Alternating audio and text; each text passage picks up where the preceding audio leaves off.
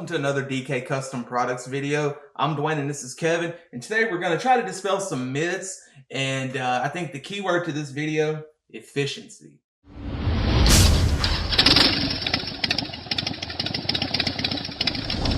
One of the things that's talked about a lot on forums and in YouTube comments is when you go to a stage 1, when you go to a stage 2, 3, or 4, that you're going to be giving up miles per gallon. And a lot of times that's accompanied by you're also going to have a hotter running engine. Right. Because on the surface it sounds like the more power you make, the more heat. Yeah. Okay. And it's true a lot of the times. Unfortunately, people do stage 1s, their miles per gallon goes down. And one of the other things is they thought they were going to get a big boost in power. Maybe they didn't get such a big boost. Right. So then after they do the stage 1, they go, well, I got to do a stage 2. And they do a stage 2.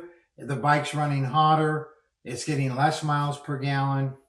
And the fact of the matter is, it does not have to be that way. Right. A stage 1 should make you should give you anywhere from a 7 to 12, maybe 14% increase in power, and it should increase your miles per gallon. That's right. So what we're going to do is go, how if you're generating more power, are you going to have more miles per gallon and less heat? That's right. There's another way to look at it other than building performance. You're also getting rid of EPA compliant components. You're getting rid of that hot box air cleaner. You're getting rid of the restrictive exhaust. Even your cam in stock form is EPA compliant. And man, I don't care what side of the fence you're on. EPA, their goal in mind is not efficiency. It's just not. And the thing about a Harley is, you know, there's a lot of performance left on the table because the bike just can't get out of its own way. You know, it's already on the side of underpowered. And it's a heavy motorcycle. So it takes a lot of work to move itself down the road. So anything you do to build performance, make it put less effort into moving itself down the road, it will run more efficiently. So, and before we go into how this is accomplished, let's just look at this bike. It's not a stage 1, 2, 3, or 4. It's a 131. Yeah. I mean, it's massively bigger engine. And you can hear how Chuck and I rode side by side, and we were getting the same miles per gallon, same engine temps. Neither one of us could ride probably as fast as we wanted, but we rode in a group, and we rode either with him in front or with me in front.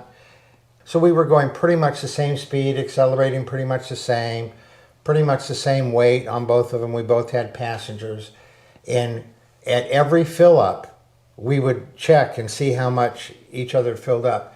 And every fill up, we were hand calculating the miles per gallon, and we were always within 1 to 2 miles per gallon of each other.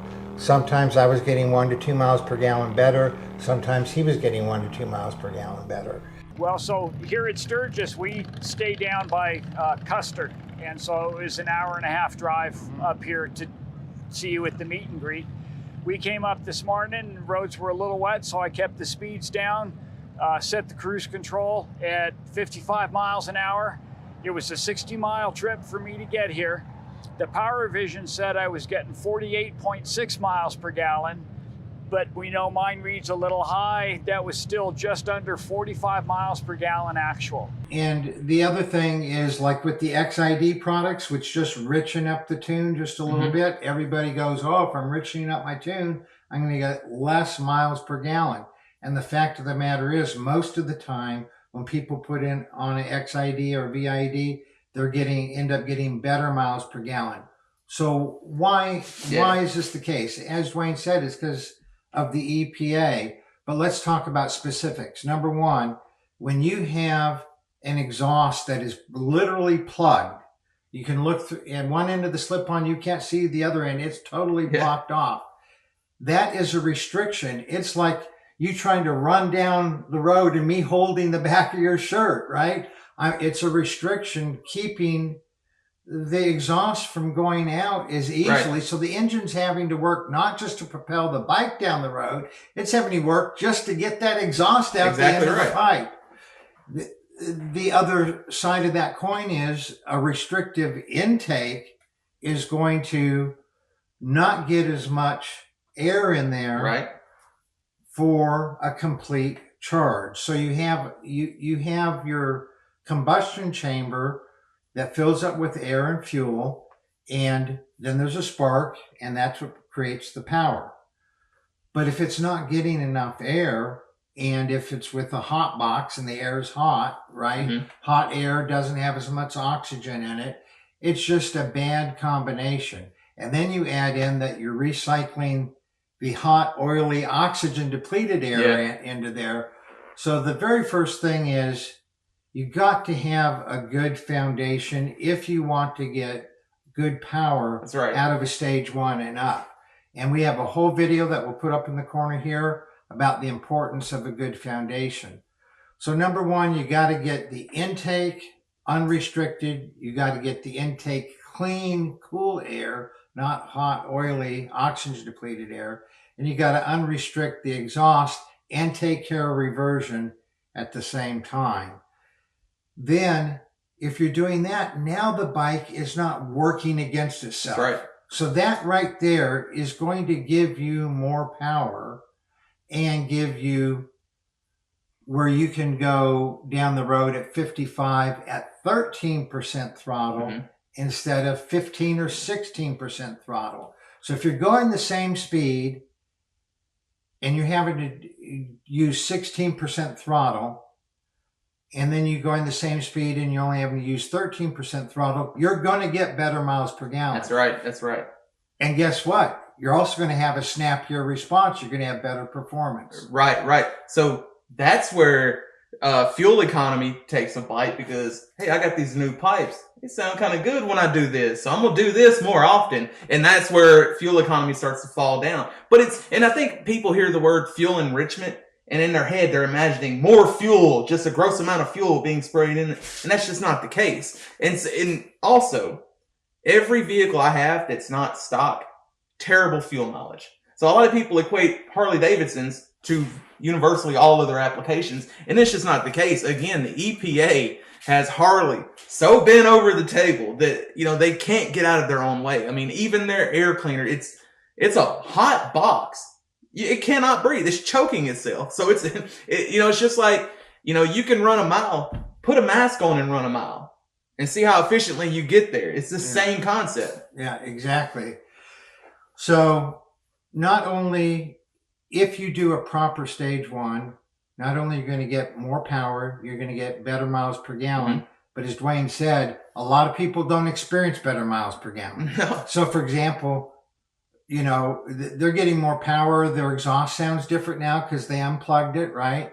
And they're going to play around with that throttle, and they might be getting less miles per gallon. But if you ride the same, apples to apples. Right. Which nobody's out here revving stock exhaust. Nobody's doing that. Yeah, very few, yeah.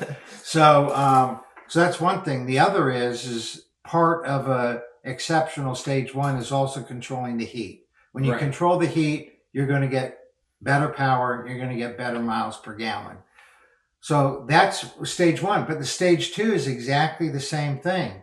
The stage 2, which is a cam, if you put a cam in that is good for how you ride. Right, because these whole stage 1, those are blanket terms. Not all stage 1 components are the same, not all stage 2, there's a big bore kit, but how big is that bore? There's different, it's all in, what you're looking for. Like, you can build a bike for absolute peak performance. It's not going to run very efficiently.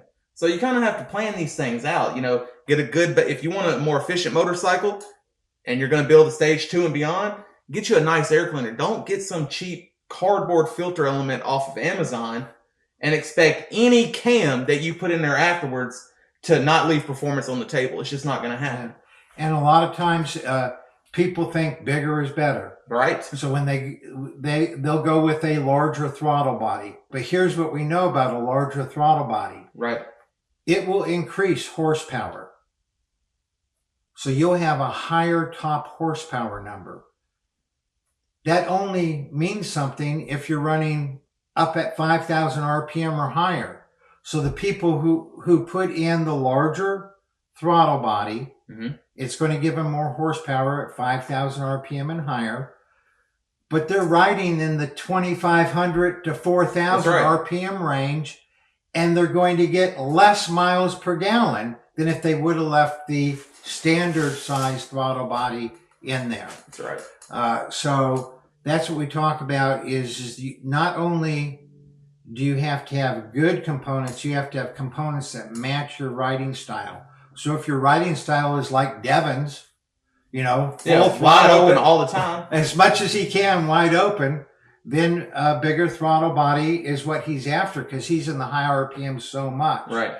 But if you're like most people who ride in the torque range, right, 2,500 to 4,000 RPM, then you're going to want to get a cam. If you want to do a stage 2, you're going to want to get a cam that is performing for that range, and you will get better miles per gallon. The simple fact of the matter is, if you refine everything correctly so that everything is working well together, you're getting good, clean, cool intake, good exhaust with no back pressure and no reversion. And then if you go further than that, and if you keep it cooled down, not running too hot, it's going to run more efficiently. It's not going to be working against itself. So it's going to have more power that you feel, and it's going to run cooler, and it's going to get better miles per gallon.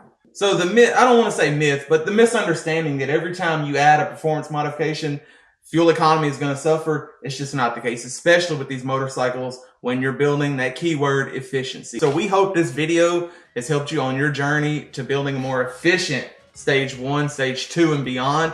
But if you have any questions at all about anything you've seen in this video or anything you've seen on our website, leave us a comment or shoot me an email to support@dkcustomproducts.com. You all ride safe out there.